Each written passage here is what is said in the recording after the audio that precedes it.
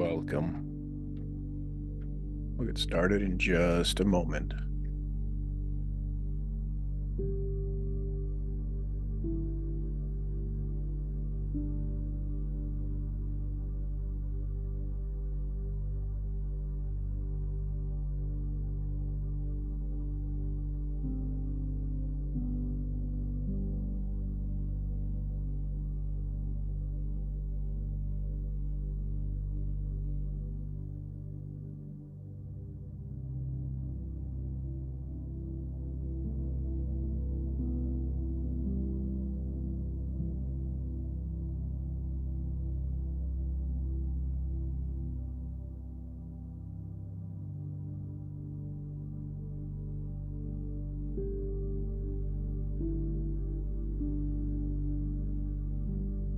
All right, good morning.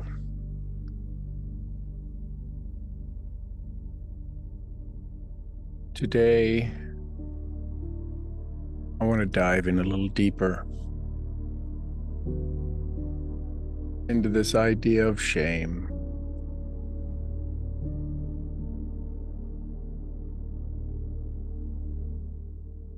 And how we understand it. It's this false sense. It's this voice that's louder than any other voice. Doesn't mean it's right.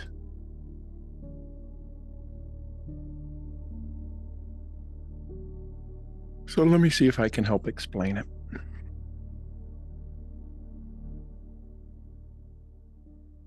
So before we go into the meditation to do the neuro rewiring,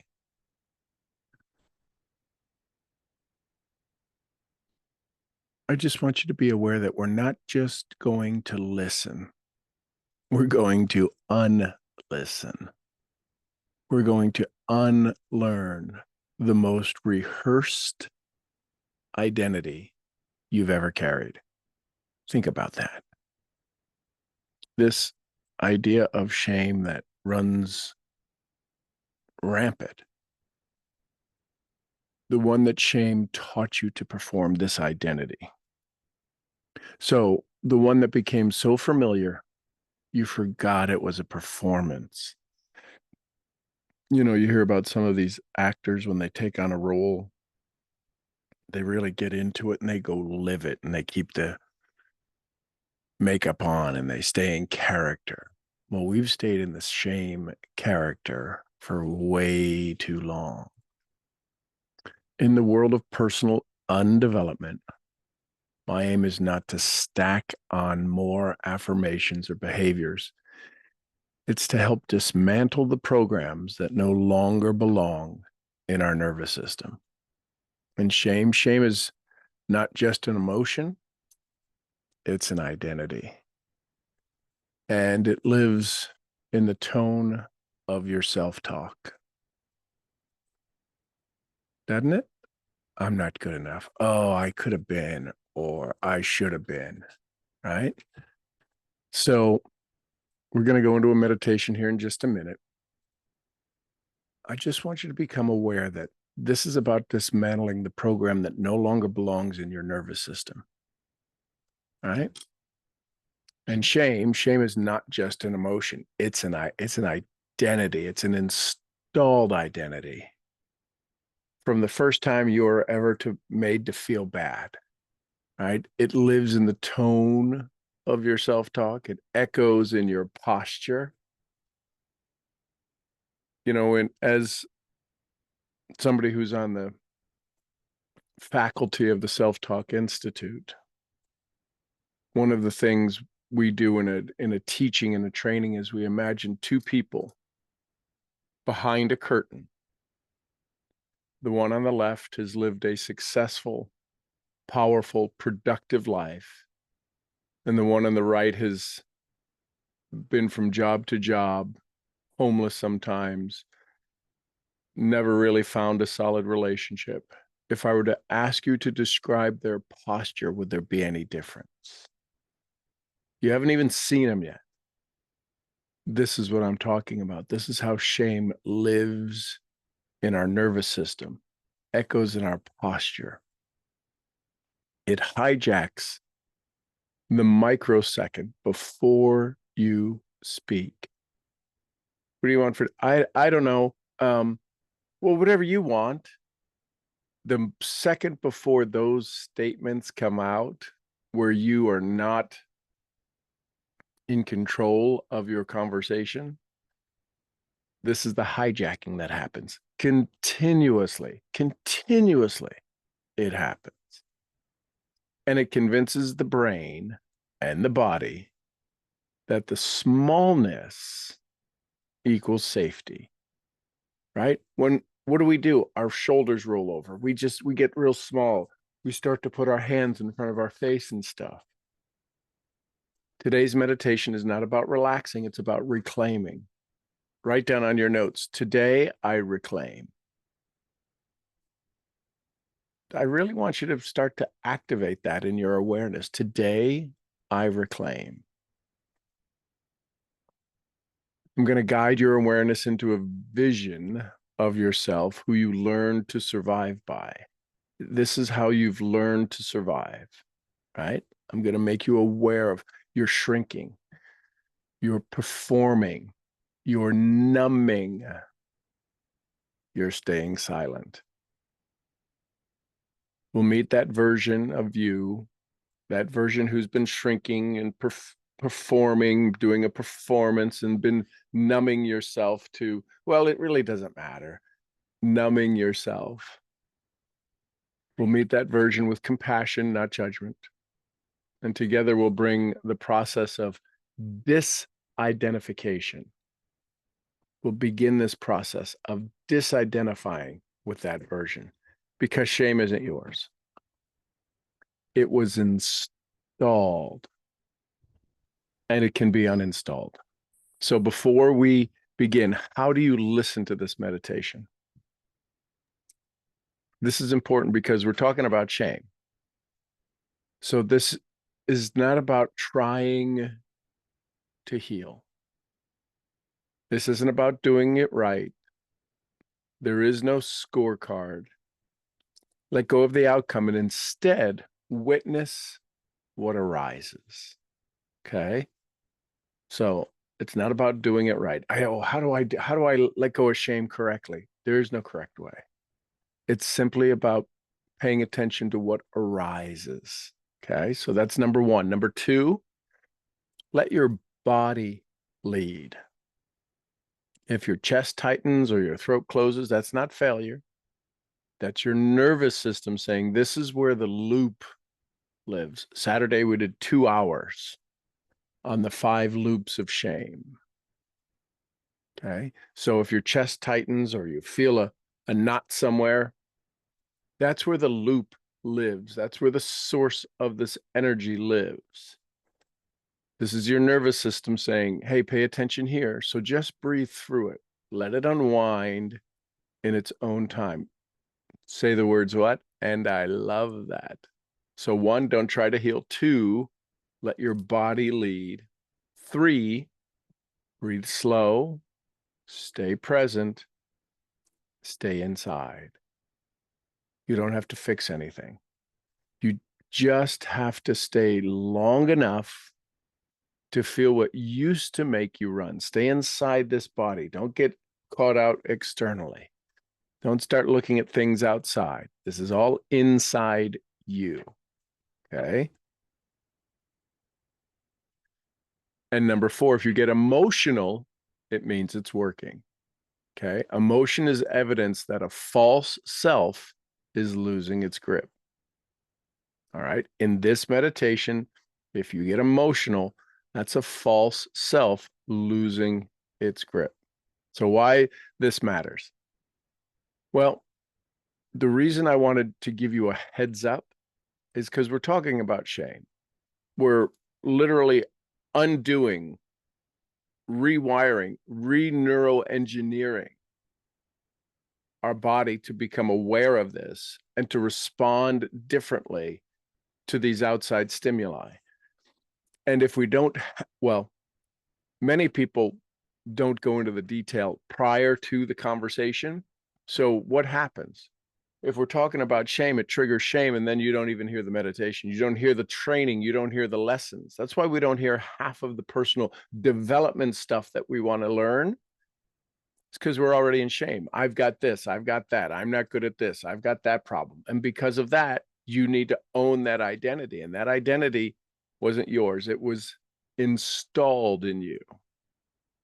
So because if you don't meet the false self directly, right? So why does this matter? Because if you don't meet this false self of you directly, you'll keep dragging it into your goals, into your relationships, into your conversations, and into your success. We keep dragging this naysayer, this negative Nelly, right?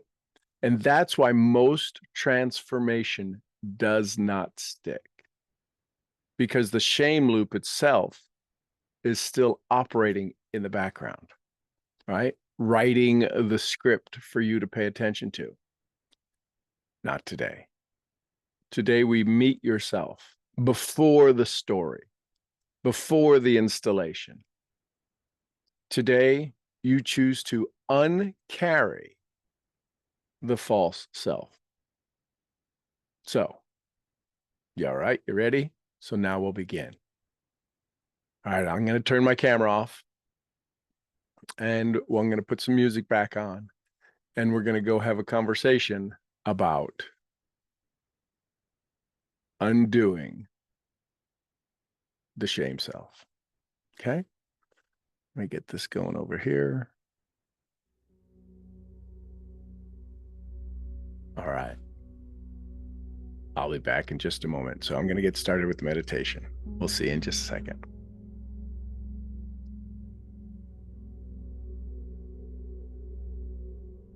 So take a big breath in. We're just going to do this. You can go into your sanctuary if you will. Actually, let's go ahead and do that. So take some breaths. And in just a moment, not just yet, I'm going to count to 3, and we'll be transported into our sanctuary of undevelopment and achievement. Just be aware consciously that this is an undoing. Pay attention to the feelings that will arise when you're in your sanctuary, your safe place.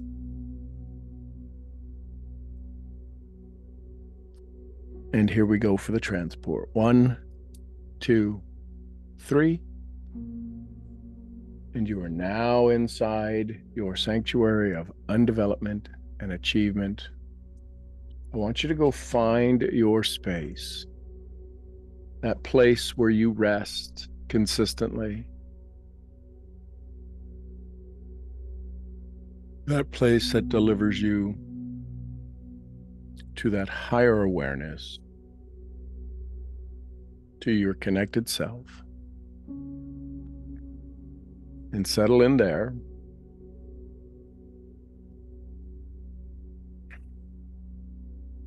And now, let's begin our journey.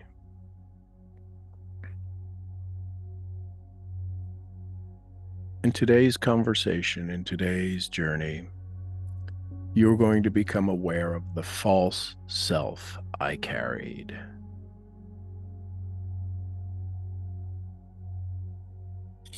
That's the feeling for today, the false self I carried.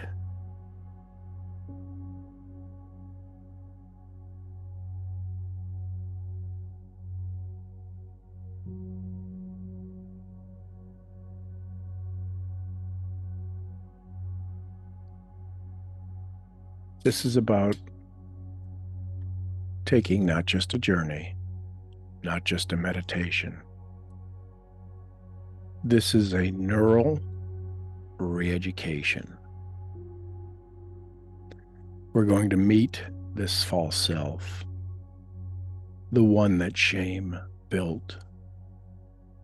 It's a version of you who learned to survive by shrinking or by pleasing or by hiding. Shame, it's not just a feeling. It becomes a neural identity loop. It's an emotion, a feeling of not being enough. It's a narrative. I mess things up. I don't belong. It's neural encoding. It's this habitual thinking that feels automatic and true. Right? So just become aware. This meditation, this conversation is designed to interrupt the triangle: emotion, narrative, or neural, and to reclaim your voice, to reclaim your breath, and reclaim your body from this loop. So quietly in your mind, let your nervous system know I'm ready. Say, I'm ready to reclaim my body.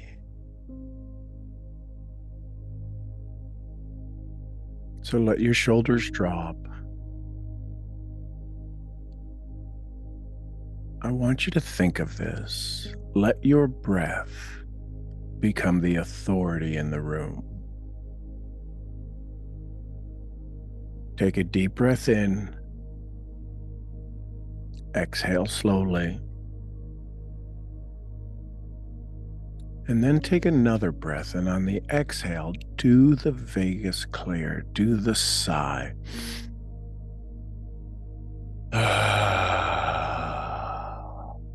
Let your body know you are in control. And when you consciously make this sigh, make that clearing sound, it releases and relaxes your body.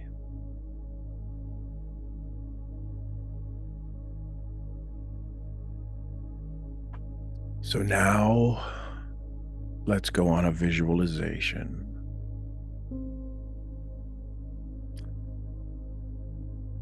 I want you to imagine a version of yourself, a younger version, or maybe a more recent one. This version of you carries the story of shame. You'll know who it is. This is a version of you that holds back. They believe they're a little too much, or maybe not enough. I want you to find that version of you. I want you to find a time of you in that state. And I want you to let this version gently step into your awareness. You're not judging them. You're meeting them in this sacred place with loving compassion and honor. Remember, this version of you protected you. They performed for safety. They stayed silent so you could survive.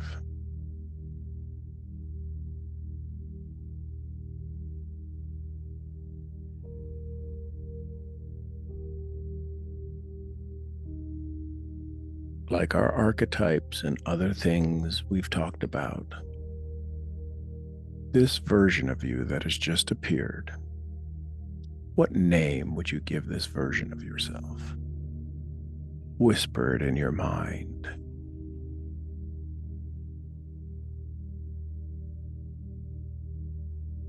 Let them know, I see you. I know how hard you've worked to protect me. There's no anger here or frustration. You're simply meeting them with sacred compassion. This version of you, name them, say it in your mind. What name would you give them? And then in your mind, out loud, you can say, I see you. I know how hard you've worked to protect me.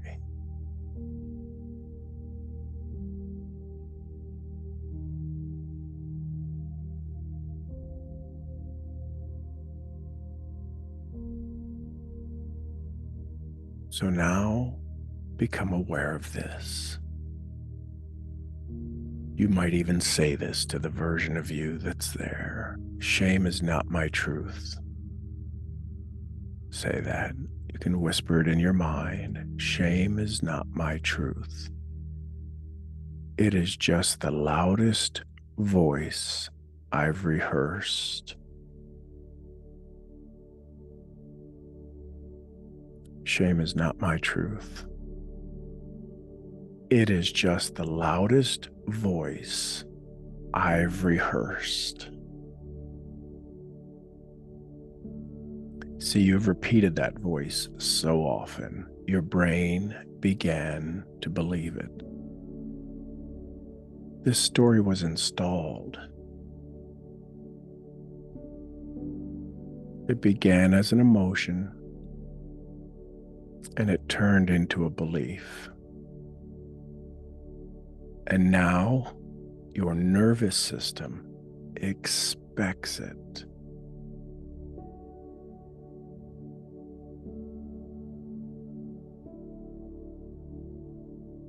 Let your hand rest over your heart or your stomach, whichever one you're guided to place it at, wherever you're guided to place it. And breathe deeply into this space. And say this: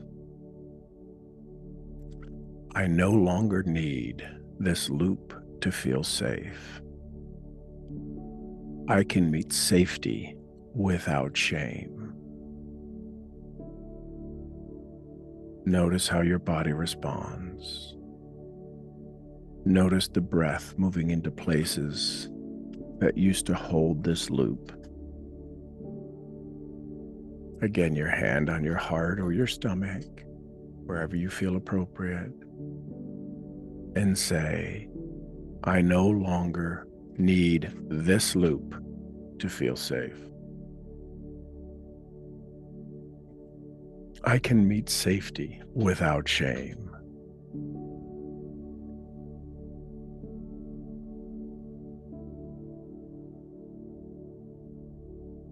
Notice where your breathing moves into places that used to hold this loop.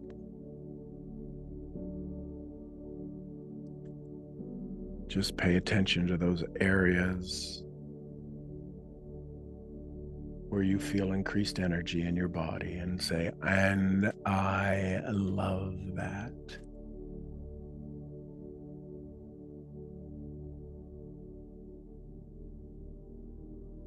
So now let's begin reclaiming our authentic voice.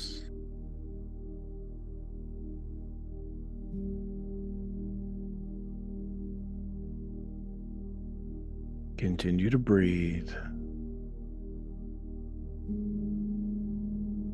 Become aware.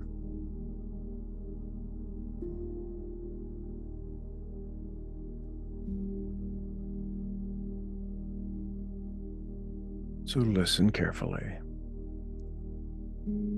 That false self version of you, the one who carried shame, they didn't get a voice. They didn't feel safe speaking up. In this moment, right now, I want you to give them a voice. Let your internal voice say, you're going to say this to that version of you. Say, you no longer need to protect me with silence.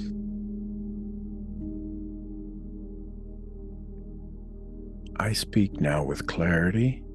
I speak now with peace. We'll do it again in just a moment. You are now speaking with your nervous system, not against it. Speaking with your nervous system, not against it. Your body must believe you are safe to shift. So again, let your internal voice say to this version of you, the one who had no voice, you no longer need to protect me with silence. I speak now with clarity, and I speak now with peace. And so your body must believe you are safe to shift. So say this. I would encourage you to say it so you can hear it. If you can't, whisper it in your mind with intensity. Here's what you say. I am safe to exist outside of this loop.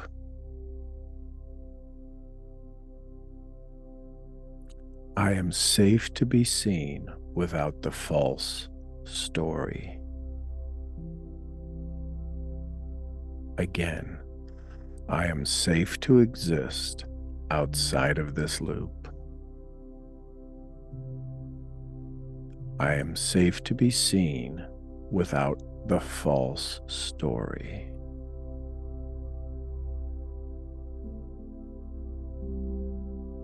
Notice your breath.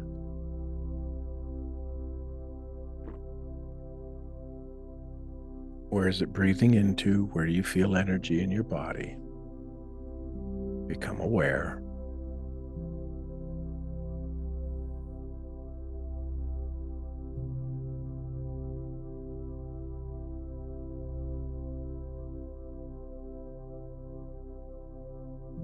So now we're breathing in new energy. We're going to breathe in and reintegrate. Energy reintegration. So breathe into your body as if it is a home you're returning to.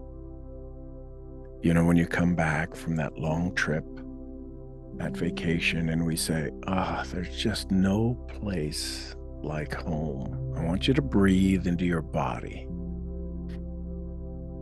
Just like that. This feeling of complete peace and safety and comfort, and you can be your true self.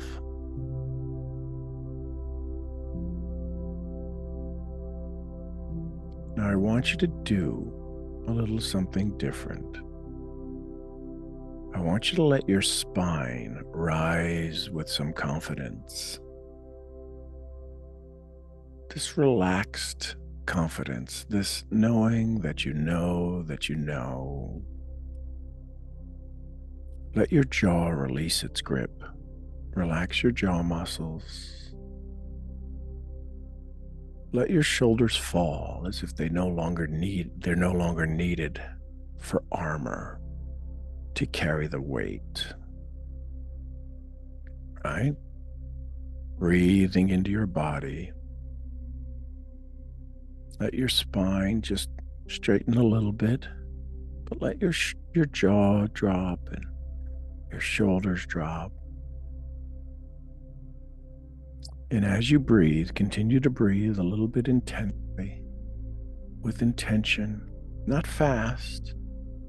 Just be aware of your breath. Begin to say this internally. Keep breathing. I am not the shame. I am not the voice that punished me. I am not the pattern. I am the presence. This is my breath, my body, my story now.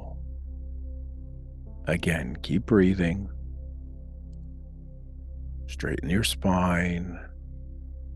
Let your jaw relax. Let your shoulders relax. Keep breathing. A little deeper than you normally do. Exhale a little more. Be in control. Be the authority and say this: I am not the shame. I am not the voice that punished me. I am not the pattern. I am the presence. This is my breath, my body, my story now. Feel that alignment in your body. Become aware. And now we're going to reclaim your identity. Imagine stepping out of that false self, like stepping out of an old coat. Feel the weight drop. Say these words: I no longer perform the version of me built on shame. Say that. I no longer perform the version of me built on shame. I carry only what is mine.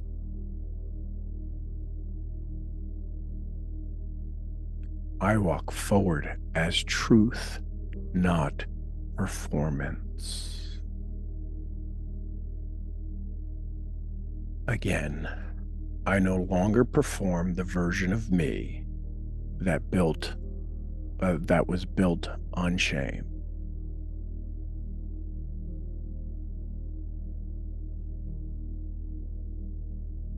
I carry only what is mine.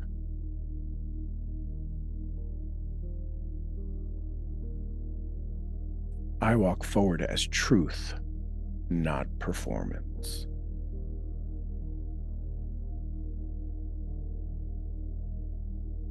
Now I want you to see the image of your true self as it begins to emerge. Your shoulders are steady. Your eyes are clear and crisp. You have a calm heart. You have a grounded presence. This is the unfiltered you before shame was installed, before the loop was named. And now you walk forward with this version, with that self. I no longer perform the version of me built on shame. I carry only what is mine.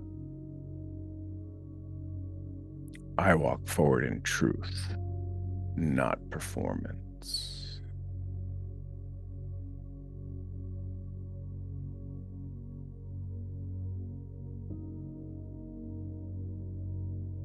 This is the version of you unfiltered before shame was installed, before the loop was named. I want you to repeat these affirmations. I do not need shame to survive. I am the pattern interrupt. My body is safe to belong to me again.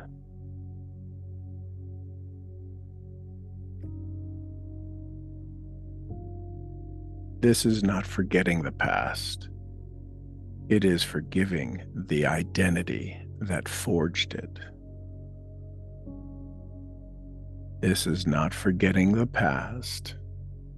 It is forgiving the identity that forged it.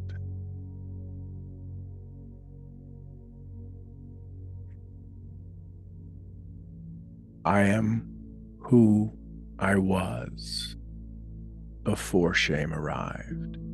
and evermore. I am who I was before shame arrived, and evermore.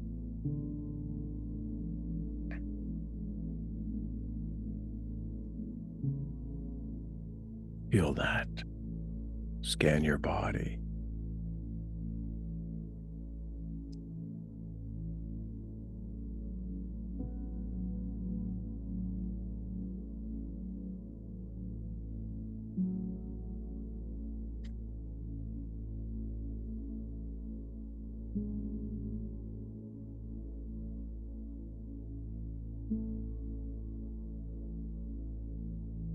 Again, I do not need shame to survive. I am the pattern interrupt. My body is safe to belong to me again. This is not forgetting the past. It is forgiving the identity that forged it. I am who I was before shame arrived, and now evermore.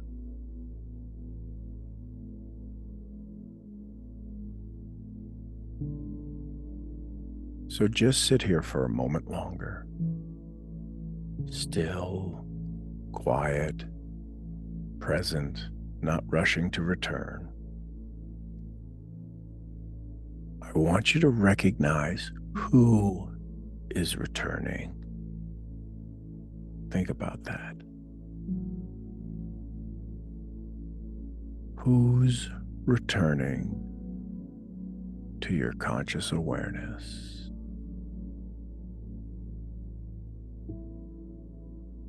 Something has shifted. Not in your thinking, in your nervous system, the very architecture of your identity.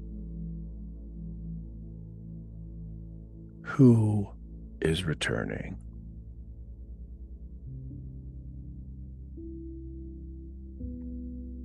Something has shifted. Let yourself feel the difference. The weight that isn't there. Feel that. The script that's no longer running. Hear that. The armor you didn't even know you were wearing, now set down. Feel the weight difference.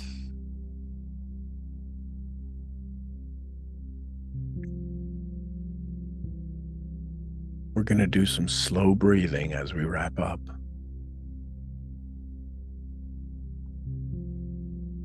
And on the inward breath, I'm going to ask you to say something in your mind. And then when you exhale, I want you to say another statement. So just listen as we go. So on your next inward breath, say, "This is my breath now." And on the exhale, say, "This is my truth now." Inhale, I carry only what's mine. Exhale, the false self is free to rest. One more time. Inhale, this is my breath now.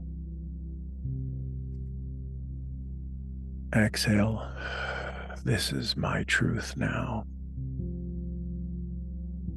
Inhale, I carry only what's mine. Exhale, the false self is free to rest.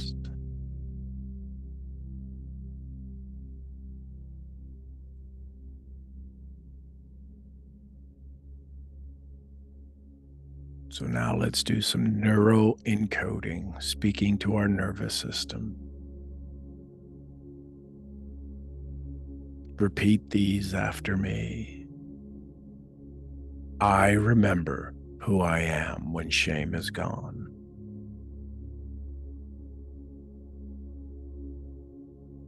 I remember who I am when shame is gone. This body, my body, belongs to peace.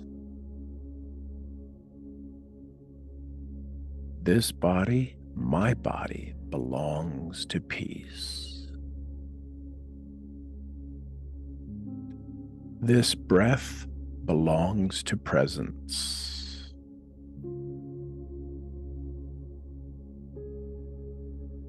This breath belongs to presence. This moment belongs to me.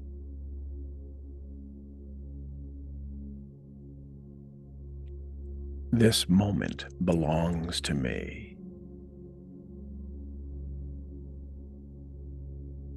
And now say this: what was installed without my consent is no longer in control of my path. Say it with a confidence and a sternness and an ownership. What was installed without my consent is no longer in control of my path.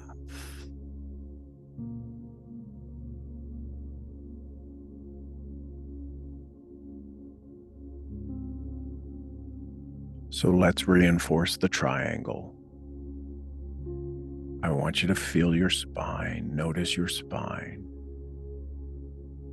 Feel it strong. I want you to notice your heart energy. Feel it open and inviting. I want you to hear your voice clear. This is the posture of the one who has returned home.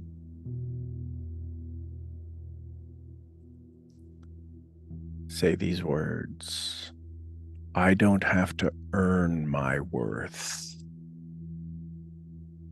I am not here fixing myself. I am reclaiming myself. This is not healing a wound. It's waking up the part of me that never needed to hide.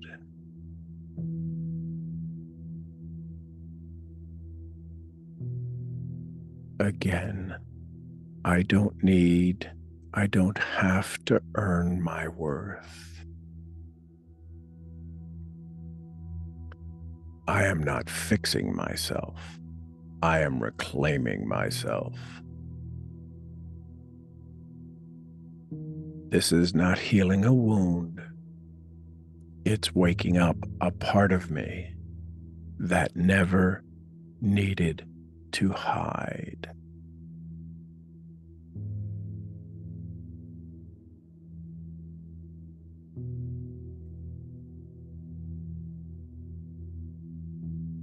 So let this phrase echo as you begin to come back, as we begin to awaken inside of our sanctuary.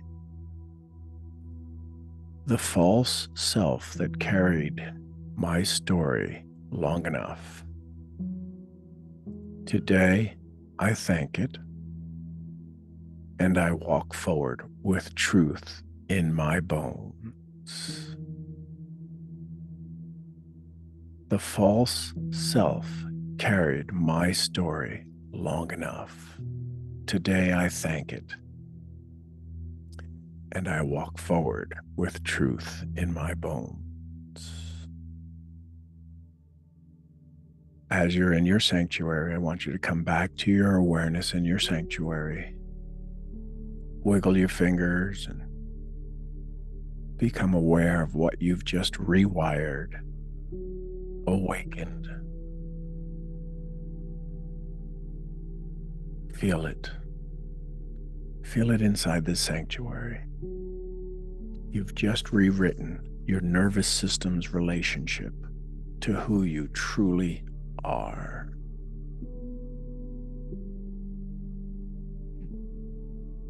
Feel this energy flowing through your body. Feel this confidence, this connection, this awareness. This is your true version. And in just a moment, we're going to walk down our hallway back into our transport.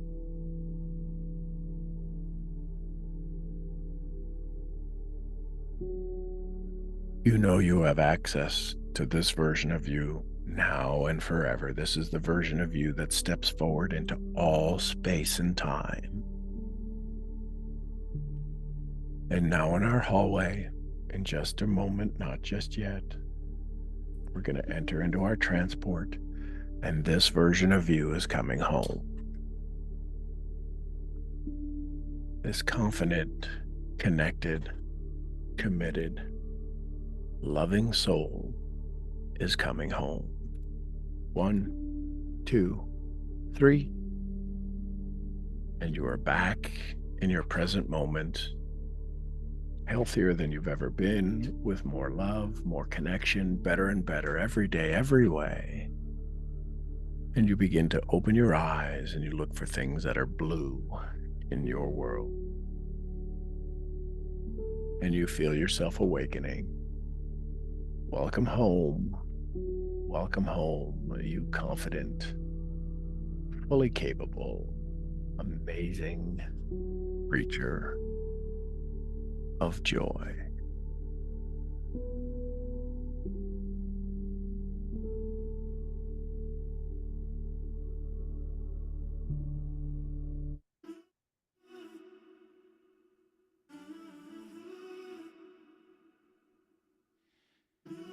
Give yourself a stretch. Feel yourself awakening. Good morning, good morning. Get yourself some water or coffee.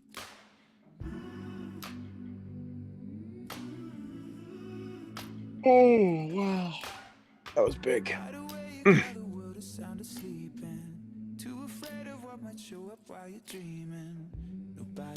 Nobody. All right. With some takeaways. What'd you hear? What'd you feel? What'd you awaken this morning? Any shift in your nervous system? Good morning, good morning, good morning.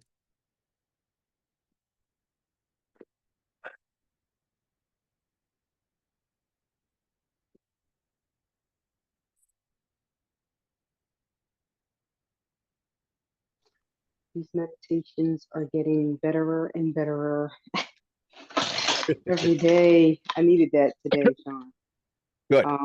I had to give my granddaughter a little confidence. They have testing today, so that was just perfect. Thank you. You're welcome.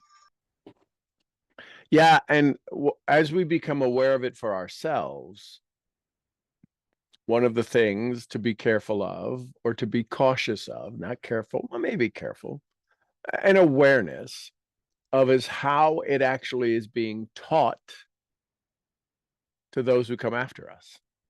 How we, once you become aware, right? If you've ever been around a smoker and you've quit smoking, the smell of smoke makes you want to have a cigarette, right? Or a stressful situation. Is it possible that we might be installing shame as a protective mechanism in those around us? So yeah, it's one of those topics that keeps, I believe, at least I can't remember anybody teaching on shame. It's kind of the third rail in the subway systems in New York.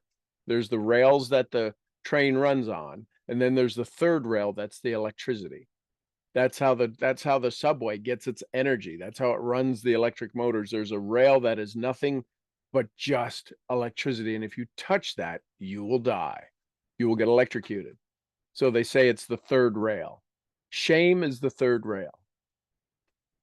You touch that rail, you start talking about that concept and that topic. It is so difficult to bring up shame without triggering shame. So it's this tightrope, the thin ice of being able to walk it in such a way, I hope in such a way that allows you to realize you can go fix it before it shuts you down. That's my target. That's why there's a lot of pre-conversation, conversation, post-conversation, so that we can feel comfortable and feel safe going into this, saying, this was never mine. This was installed in me. This is the self-talk. This is an identity that's been used to protect, keep me quiet, keep me silent, help me avoid sticking my head up, right? Because desire can't happen with shame. Oh, I'm going to go after my goal. Why is it that we never go after our goals? Because of shame, period. End of story, science, mathematical. Got my goal, and my goal equals desire and action. Well, why? Well, I know how to do I set the goal, I know how to do the action, and I have desire. I really want that thing, but you take action and desire, divide it by shame. What happens when you divide something by 0?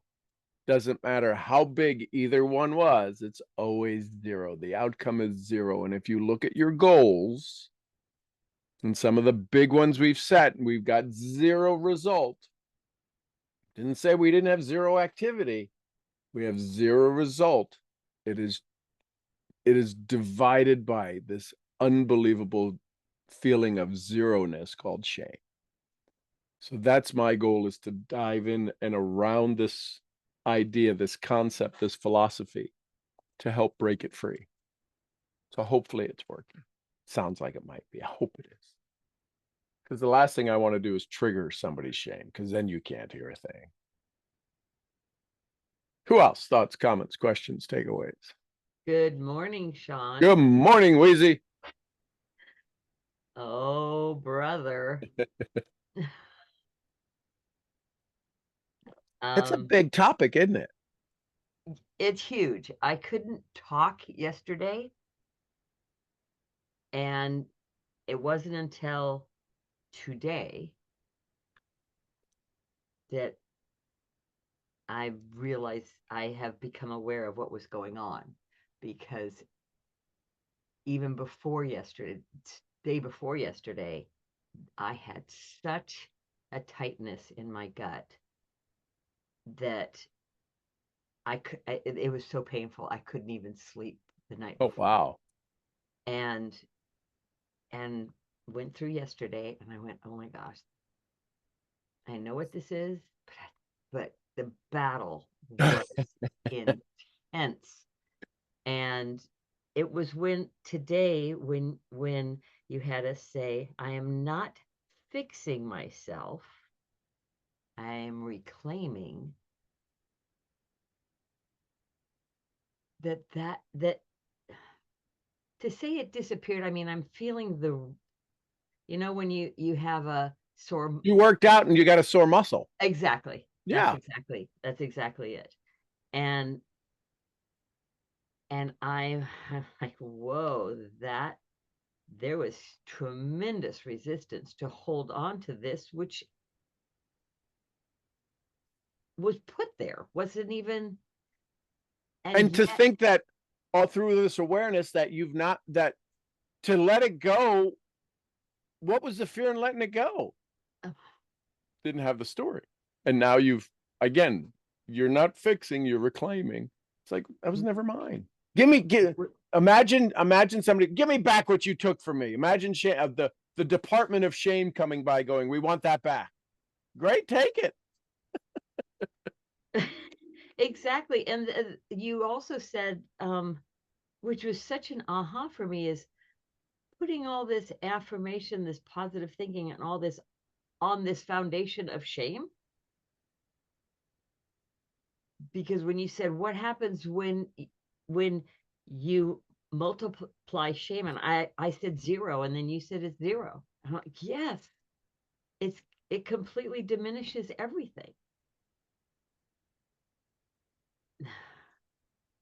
Yeah, I've got some sore muscles, definitely, but oh my goodness, what a relief. What a relief. I've had was so tight. Oh, that I it's wonderful. Reclaiming, not fixing. I've been fixing all my life, Yep. trying to fix. It's a very new concept. And I'm Well, just a few what, minutes old. yeah, exactly. Right. So this, you need to become very aware of it.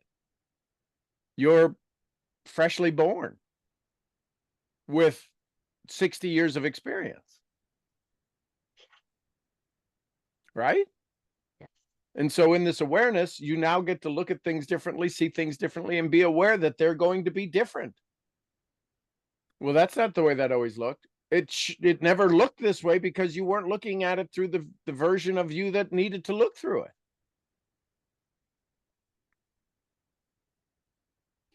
Thank you, thank you, thank you. You're welcome. Do you ever borrow something from somebody and forgot you borrowed it? You Oh, took yeah. home, they gave you the glass Pyrex dish with their casserole in it, and you go give it to the next one and they go, "That's my Pyrex dish." No, it's not, it's mine. You took it the last time we had the whatever it was, the what do you call that? Bonus potluck, yeah. Is it? Yes, I'd like it back. Great. Imagine shame's the same way. You go into a potluck and all of these things you had that you thought were yours was never yours. Like, wait a minute, I'm going home with nothing. Thank God. Indeed, Right? indeed. Thank you, thank you, thank you. Whew, this is, yeah, I just have to remember I'm just a few minutes old. Yep. And so ask, and this is where we ask the Shammy's here. This is where we ask the concept. Who's looking at this now? Is this the new version of me? Is this the shame-free version of me? Is this the confident version of me, or am I looking at it through my shame filter? And listen, I'm going to say this, and it's going to sound, I think it'll sound perfectly fine because you know where my heart is. I can't imagine this from a female perspective. This is not male ego. We're dumb as boxes of rocks, right? But I can't imagine how everything is connected to everything in the female brain, how that wire, how that filter is everywhere in every thought. Oh, yeah. Right? Do these shoes make my butt look fat? How does that even connect? I have no idea how that even can. Does my hat look good on, does my hat make my waist? Does it accent your hat and your, what talking about? I can't imagine how the female brain works. Right? We're going to somebody's house. Oh, I'll feel fat. What are you? Where does it? Well, you must have some clue because you're hitting some pretty awesome marks right now. But my point is that this is to show you that I know my avatar. I can't understand it, but I know that's going to be the connection. I got the map. It's kind of, I have the schematic that says, if they say this about shoes, forget it. That's just, may as well as pack up. Everything else is just sideways, right? Or if it's Easter and they got to go get a hat. It's like, where do I even get a hat? And then I've never had anything, and the clothes don't fit, and the couch isn't right, and I don't know what. What am I going to do about the drapes? What? How? Where? This? How? What? So, just be aware that this new awareness, you get to now imagine this.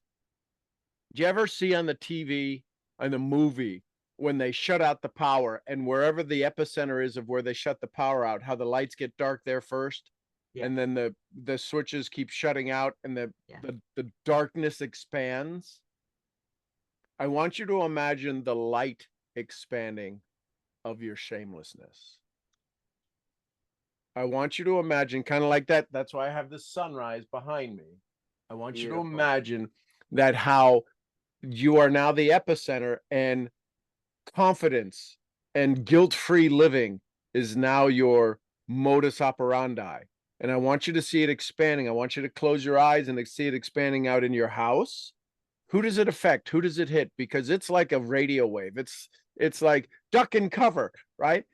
She's got her confidence back, right? She's shame free. And all of a sudden, this explosion, this neuro explosion, not nuclear, nuclear in strength, but neuro explosion of awareness of frequency of the vibration that is now you, because people are going to start to say to you, geez, did you do something to your hair? What do you mean do something to my hair? It's been the same hair since blah, blah, blah, right? This is what people tell me all the, oh my God, you lost weight. How fat was I? How is it that every time you see me, I lost weight? Right? But they can't see it. They feel something different, and they're trying to take this energetic feeling and turn it into a physical. Know that when they talk about something, are those new earrings? I've never worn it. I don't have earrings, whatever. They're going to notice something different. What you might become aware of, or what you might do, and this is for all of us, is wear something that's different than you normally wear. Why? So they can notice it and not go, I don't know, there was something weird about them. Let them see your weirdness. Wear your hat askew. I don't care. Put your hat on, right? I'm not 8 years old, so you don't wear your hat backwards. But just something different. Put on a ring you haven't put on in a while. Put on a bracelet or a bangle. Do they even call them bangles anymore? I mean, I don't know that I've ever heard that phrase, right? Go wear open toe sandals and put on a something to give them to go, oh, I like that. Because your energy, every one of your energies has wildly changed. Do you feel it? Yeah. Type a 1 in the chat if you feel this shift in energy, because this awareness, this experience is so absolutely fundamental that you are literally changing everything about you. On the inside, the way you show up, the way you act, the way you feel, the way you'll respond. You won't respond in argument fashion. Hey, what are you doing? I'm just loving time with you. What? Have you gone around the bend? I have. What? Just stop this. Who are you? Right? Be aware of that.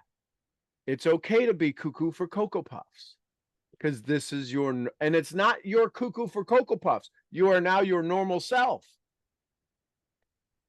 And everyone around you is cuckoo for Cocoa Puffs, and you have now flown the coop. Does that make sense? It does. This is awesome. Thank you. Thank you. Thank you. You're welcome. I love you, and I love this. This has just been amazing. Thank you for doing this. Wait till next Saturday. Wait till this coming Saturday. Woo-hoo. Woo. All righty. Yeah. Hey, AJ. Hey, good morning. How are you? Outstanding. Hey, I just wanted to follow up on Saturday Yeah. and say that overall, I'm still under the impression of the mouth kicking we got on Saturday. And listen, I did what you said to do. I went and had a conversation with my mother on that same day, actually. It was Saturday evening when we had a talk. And I told her, hey, listen, you remember back in elementary school when the Bible study guy called you up and said that he sees tossed sandwiches in the trash bin every Thursday? And she goes, yeah. And I said, well, my mentor said that I should I should apologize. And I hope that you accept my apology. And I think that was one of the biggest things for me, that I never thought about it for like a decade. And then he said something on the meeting that we had today, and I remembered that, and I just wanted to say that I'm sorry for putting you in a position where, because of my shame, got transferred onto you, and then you were even more ashamed because you knew that that's the only thing you could you could provide me with, and I was ashamed of that. And I mean, I didn't know the value of it back then. I do know it now. And she did exactly what you said she'll do, which was she's like, water under the bridge. It was a long time ago. You know, I did what I could do. That's what she said. She said, I did what I could do. I provide you with what I could provide you with. That's just how it goes. And I said, okay, you know what? I realize now that that program has been running in the back of my mind probably for a decade now, and never thought about it that way. But when you change the way you look at things, right? So maybe subconsciously that conversation that we had 10 years ago when she when she got the news of what happened to her face, that maybe was included into my success over the last 10 years. Maybe that was one of the starting engines. Maybe that was a portion of the fuel that I needed to launch, right? And I didn't even know about it. Wasn't aware of that actually. And I said, you know what? This year you pick a place on the globe, wherever it is, and I'm gonna pay for 100%. Travel, tickets, hotels, accommodation, allowance, everything. I'm gonna take care of it. And she said, "Oh, you have to do that." She was ashamed to receive some from me, and I said, "Listen, that's not a discussion. You're gonna be going somewhere. By the way, we plan to go to Dubai like multiple times already because I used to live there, and my mom wants to see Dubai. But last year when I wanted to take her, I got injured, so I couldn't. And right now it's probably gonna be very hot to go to Dubai, so maybe wait a couple of months. But I said, so you can either wait a couple of months and I'll be sponsoring your trip to Dubai, or if you want, you can go somewhere else, anywhere on the globe, just pick a place, and I'm gonna take care of it.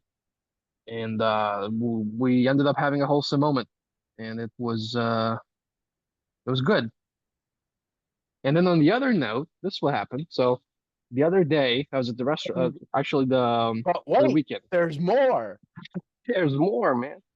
I was at the place here. I was at the joint this weekend, and so there were the owners, and then there were three more guys that kind of help out, during the weekend when the frequency of people is higher.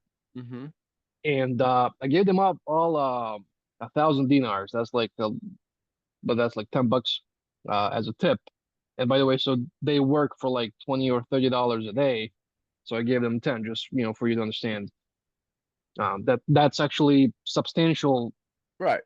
as opposite to their salary for that day, right? Yep.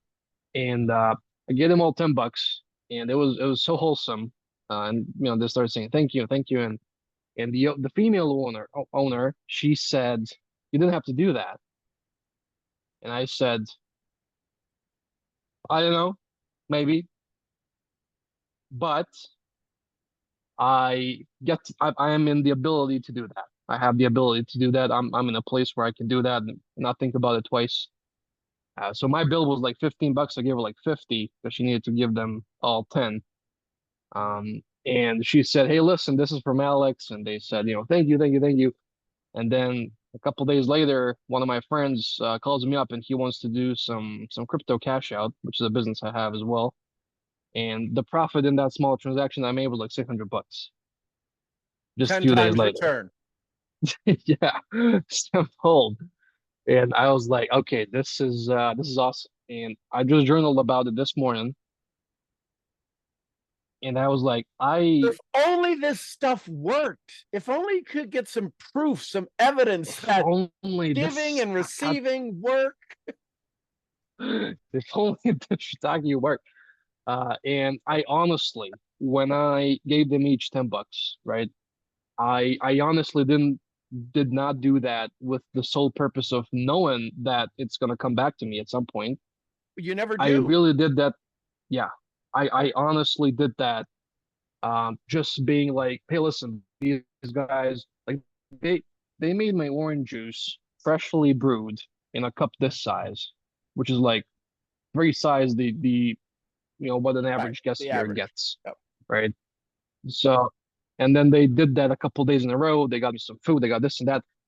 They treated me lunch on May 1st because that was the female birthday. I remember I got there the spa. So working with you, having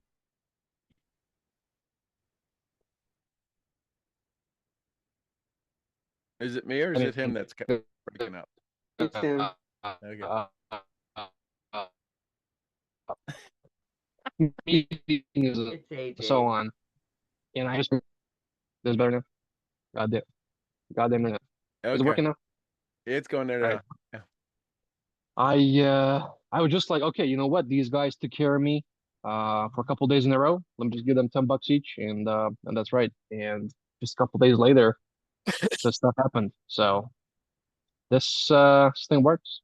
So you want so here's an awareness. This isn't an upgrade. This isn't a mentor moment. This is just an awareness because this happens all the time. The vibration that you had when you gave it, it surprised them.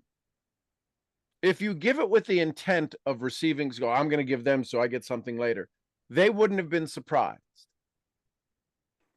The other thing to be aware of is that they already gave you the service, right? The word tip, TIPS, stands for to ensure proper service. So you tip before the service. That's how tips used to be given. That's why when you walk into a club and you give the guy 100, he's like, come on, now I got your table ready. When you gave them a reward for the kindness they offered you, when I talk to people all the time about money and time, well, I got time. Okay. You can either give $100 to your favorite charity or 100 hours. Which would you rather? Oh, I'll give the money. So time is important. So you gave them all a $10 tip. It's within your proclivity. It's within your possibility. And it really wasn't that it's still $50, but you gave it because it's just a small token of my appreciation and they could use it, right? In Science of Getting Rich, he talks about make sure you give them more in use value than you receive in money value, right? So if I gave the guy a Monet painting that's worth $500 million, $500 million painting in Alaska, an Inuit, Eskimo, the hell's he going to do with it? Hang it on his igloo? But I could give him a gun that he could use to hunt and right. So the value. So the universe said, oh, you surprised them. Watch what I got in surprise for you. We have to allow ourselves to be in awe. And if you allow yourself to be in awe, you had a great frequency with your mom, a wholesome moment to use your words, and the universe brings back something to you that's of value to you. Something that was easy for you to, was it difficult for you to do the crypto cash out? No. It was very easy for you to do. So the universe wants to show you that, hey, listen, vibration's vibration. I'm going to have you do something you didn't expect that's within your skills, your ability, and your talent. Because otherwise it wouldn't be surprised. Oh my God, I had to work my ass off to do it. No. Easily, effortlessly, out of the blue, somebody says, hey, listen, I need you to cash this out. $600 to me. Thank you. It's all connected. All connected. And this is what's called karma. It's all going to come back. Kicking it, coming back. Giving it, coming back, all coming back. So congratulations. I'm excited to hear the story of you having that conversation with your mom. Yeah, she's like, ay, mijo, no problema, ay, por favor. Right, she doesn't speak Spanish. I get it, but you know, that's the only accent I can do. She don't speak Spanish. But she was like, just let it go. It is what it is. I did my best at the time, and so on and so forth. So And here's then a yesterday, suggestion. Go ahead. yeah. Well, yet I didn't want to jinx it. Yesterday, a guy approached me, and he wants to do a $30,000 deal for me to cash him out. where I would probably be looking at anywhere around $2,000 mark profit on that trade. I don't want to jinx it because he has to talk to his partner. They do business together and they want to cash out together. But the other guy is kind of loose up there. So we need to kind of, put him in place. That So happens, let's happens. see. Yeah, if it It's all happens, it'll good. be a very good day. It'll be a very good day if it So happens. here's what I would start to train your mom on. And what I mean by train her nervous system to receive. So does she like flowers? But so I mean, just as much as any other woman, I'd say. Yeah, but my mom, so one of the most, I don't want to say traumatic, but one of the most impressionable moments for me, I had been working and did something. I had helped somebody cut their grass or helped bale hay with them or something on the farm. This is back in Ohio. And I know my mom loves impatiens. It's a nice little colorful flower. They do well in shade under trees. So I went, I forget who went. Somebody went to the nursery and I bought these two big impatiens. They were $14 a piece. This is in the 70s. So they were big impatiens. $14, you could get a lot of impatiens. And I came up the sidewalk and I was carrying them and I put them on the kitchen table and my mom came in. She said, "What are those?" I said, "They're my gift to you." It wasn't even Mother's Day or nothing. It was just a gift I bought her. Out of her mouth, "Are you stupid?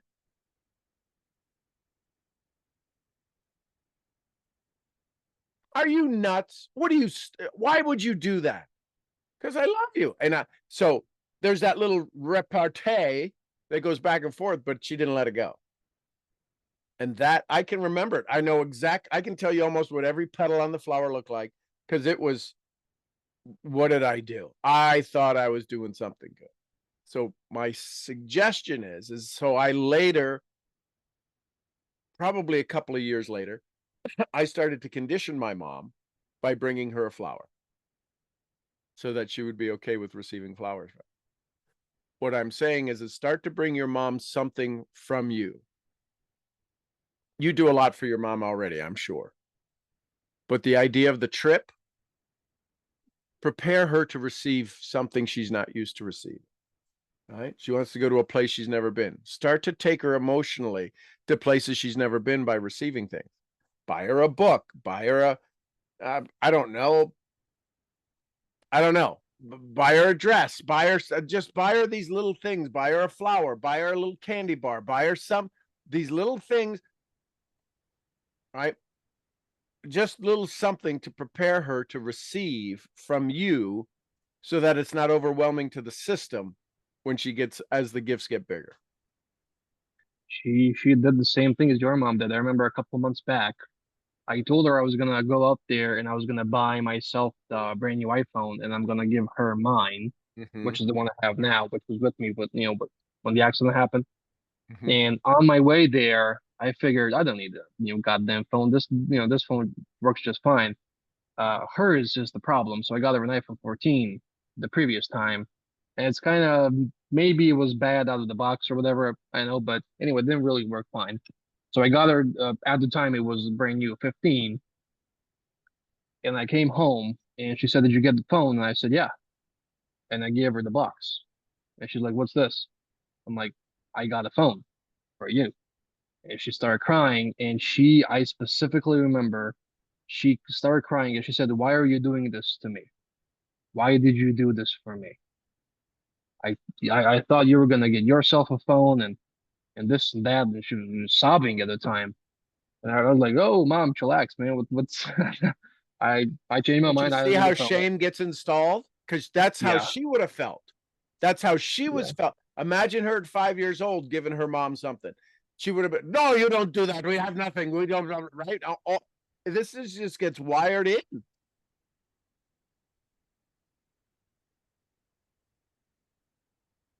That's interesting stuff. But yeah, she did that. And I remember it was a couple months back, but she did that. And I So was like, this is why is recent. she? Yeah, this was a couple months back. Oh, wow. And I remember she specifically said, "Why are you doing this to me?" in Serbian. And I was crying, and I said, "Listen, if I'm fortunate to have funds to buy all of us brand new iPhones if I want to. I just figured on my way there when I met the guy, I figured that I don't need a new phone because number one, this works still, and number two, the more I think about it, this one now has uh, uh, a sentimental value to me because this guy was with me at the crash, and he made it through. And I just changed the back screen for like $80, and it's still working. And I'm even when I do get a new one, I'm still gonna save this one, just as as walking down memory lane, I guess. But it's just so interesting how you put uh how we put shame on ourselves and on others, and then how they project their shame onto us and vice versa.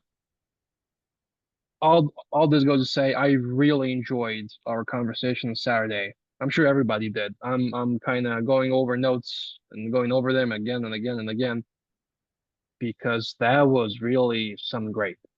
I'm gonna add it to my favorites collection. So thank you for your input. I love it. You're welcome. And again, of the training that I had planned for an hour, we only got through the 5 loops, which is maybe half of what session 1 was to be. But I really want us to go deep into this so that we don't get caught with our finger in the door. I want us to be able to open up the door and say, okay, so this really isn't me. Because when you're dealing with shame, it's all you, baby, but none of it's you. It's all you, and yet none of it's you. And my goal is to get you to see where that's not me. That's not me. So, mistaken identity.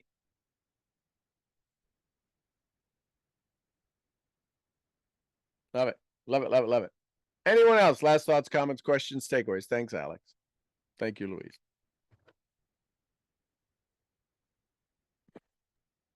Thank you, Lois. Huge stuff. Oh, this is just what's downloading to me now. How being shameful, feeling shameful is stupid because Well, that's how we stop avoiding becoming aware of shame. Well, that's just stupid. That's not me. no, it's stupid because if you're ashamed of something and that prevents you from doing the thing that you're going to be ashamed that you think you're going to be ashamed Right. about, that's you actually already projecting the result of the outcome of the situation, Law of attraction. and What? and that's when it doesn't work.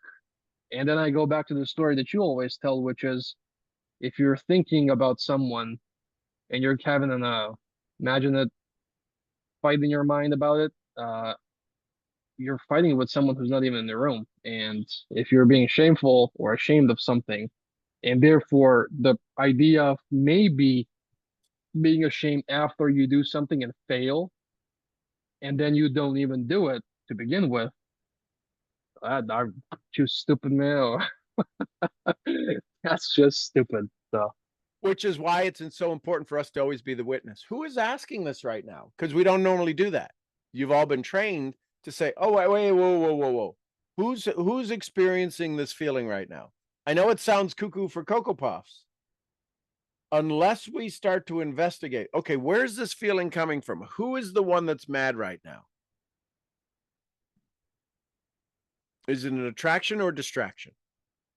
You'll find out most times it's a distraction. And it's not the you that was doing the thing that's mad. It's the you that's mad that if you do the thing, you'll change who you are. Yep. Love it, love it, love it. Which is why our evidence folder, right? Our evidence file and checking in on our state. In this moment, you have a choice, Sadhguru would say. Choose joy or choose misery. What state are you in? I can tell you, the sheep know how to push my buttons. They just do. What? You know to walk into the stall. Why are you running away now? Where are you going? What are you thinking? The babies don't know. So there's just an energy about them, but the moms know. And now they've done it enough that they go to their place and anyway, but they can they can get on your buttons real quick. So yeah, so I ask, you've owned sheep for 2 years. Why do you think you should be able to, you should have these majestic animals who respond to your language? They only know you for 2 years. These are the stories and conversations I have with myself. So it's quite comical. All right, my misfits. Don't quite fit in out there, but we seem to fit in here all okay together. Be aware of this shame conversation. Be aware of this new identity. Be aware of this new energy expanding out from you, of this awareness. So I love you tons. I appreciate you. I'm your head. Let's uncover and rebuild our best version, Misfit. I'll see y'all where? The next event. Next I event. love it. Somebody give me some Costa Rica. Gura vida. Pura vida. Pura vida. We love you, Mark. And some Lydia. Peace be Peace with be you. Peace be with us. Be with us all. And the queen of helping you uncover your best version of you, Jessie Lee Ward. Boss. Boss lady, baby. Love you, girl. And a little white fluffy fluffy. Gurgly, Gurgly, gurgly. Gurgly, gurgly, gurgly. Gurgly. All right, everybody go have some fun. I will see you tonight at 8 p.m. Hopefully everything will be good, but I'll schedule. I'm planning on it 8 p.m. We'll see you there. Thanks, everybody. Thank you, Bye. family. Thank you, Sean. Love you all. Love Have you a great all. Bye, day. guys. Bye for now, Z.